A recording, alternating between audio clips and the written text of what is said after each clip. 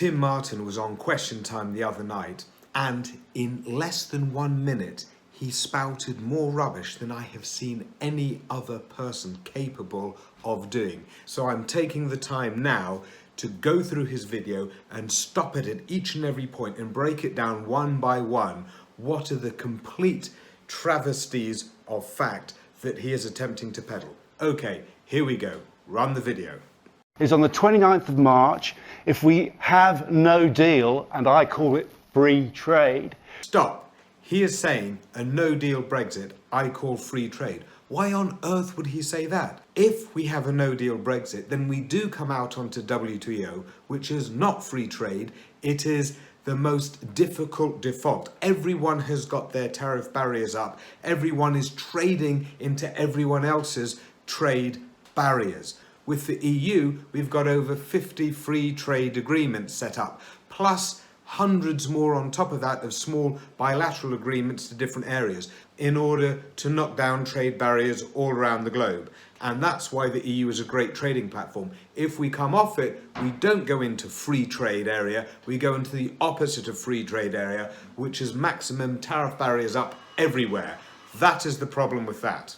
You will immediately be better off by £39 billion. That is outright false. For the whole point of what is the divorce bill?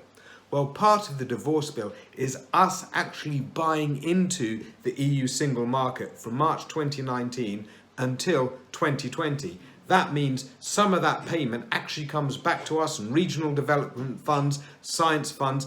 We are paying money in order to 1, pay off our debts, 2, pay off some of our liabilities, and 3, buy into the programme for the next 1.5 years. If we renege on that, we are not profiting, we are just screwing ourselves up.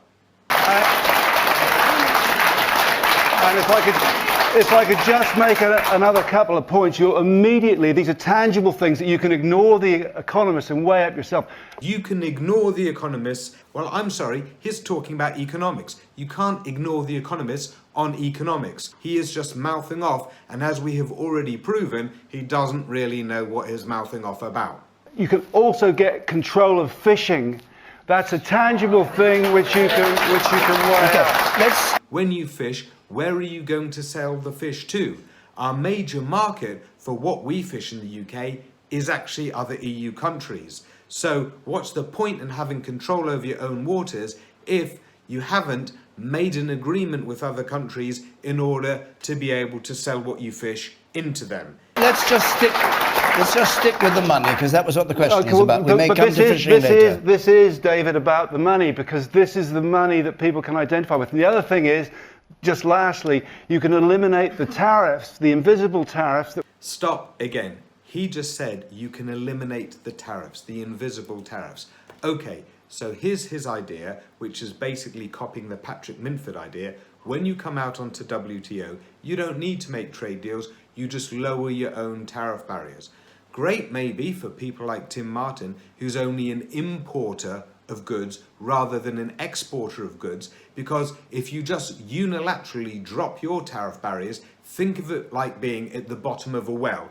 Everyone can pour stuff down on you with no barriers for free. Cheap food, cheap booze, whatever. But if you're producing stuff in your country and you're trying to get it out, you're no longer in trade deals framework. Everyone has got their high tariff barriers up to you, and getting it out is really difficult and really costly. So you've got this double problem of your exporters can't export like they could before because tariff barriers have gone up, and your producers at home are suddenly competing with lots of cheap stuff poured down on you. That then raises the question of, if our exporters are going bust because of this, and our home producers can't even compete like they could before in their home market because they're being flooded with cheap goods, then who is making money to go and spend down the local Wetherspoons boozer? You pay on oranges, rice, and 12,000 other products. He's talking about tariffs that you as customers pay on oranges.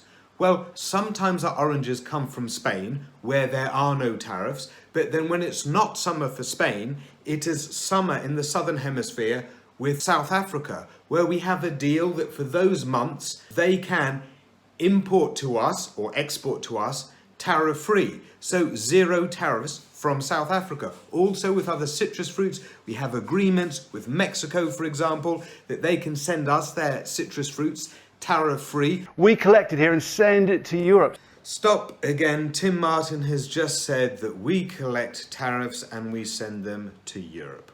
Well, in a sense we do, but we are Europe. When tariffs are collected, the country that collects them takes some of the cost for itself just to cover the collection, and the rest of the money goes into the common pot, the EU budget. That means tariffs that we collect go into that common pot spent on all of us. Another way to think about it is that tariffs collected in Sweden or tariffs collected in Portugal may end up being spent on UK-led science projects, or it may be spent on regional development funds in Western Wales. So you can reduce prices in the shops. Stop. Reduced prices in the shops? Are you serious? The first thing that is going to happen if we come out on no-deal Brexit is the pound is going to nosedive. We buy about half of our food from outside the UK. So what happens when the pound goes down and we are buying stuff from outside the UK? Plus add democracy. Yeah, why not? Just throw in democracy again. So tell me this. What democracy and what democratic mechanisms are we going to have over the relationship of our government with the other EU 27 governments? All those things I think the public can weigh up, and they did before the referendum, and I think we're better off on day one without a deal, and it will continue to get better. Okay. Better off on day one. Nobody agrees with that. What did we just say before? Pound goes down, we take a hit. Problems at the border, we take a hit. If you don't believe those are going to happen, Matt Hancock has already said that we've spent the low tens of millions already on contracts for refrigerated warehouses. That's not better off, that's worse off by significant amounts. But let's watch the video again in full, uninterrupted version, just so you can drink in how much rubbish there is and how quickly it comes. Is on the 29th of March, if we have no deal, and I call it free trade, you will immediately be better off by £39 billion. And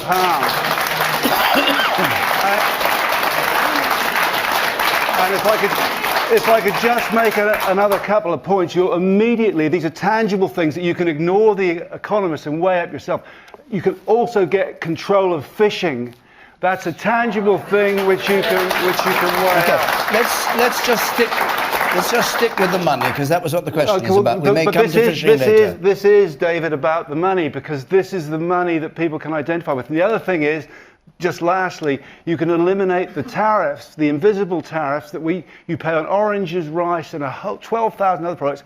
We collect it here and send it to Europe. So you can reduce prices in the shops, plus add democracy. All those things I think the public can weigh up, and they did before the referendum. And I think we're better off on day one without a deal, and it will continue to get better. Okay.